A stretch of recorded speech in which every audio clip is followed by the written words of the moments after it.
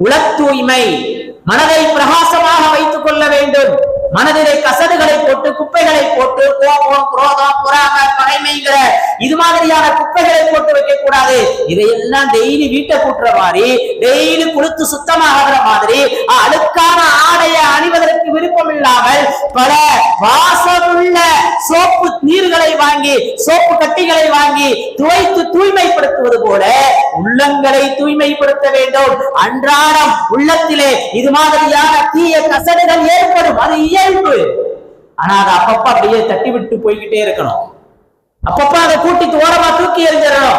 அந்த குப்பை மூட்டைகளை தூக்கி மனதிலே வைத்து நாமும் பாரமாகி நம்முடைய நிம்மதியையும் கெடுத்து மகிழ்ச்சி இல்லாத ஒரு சூழ்நிலையில் ஆக்கிக் கொண்டு நம்மை சுற்றி இருப்பவர்களையும் கவலையில் ஆக்கிவிடக் கூடாது.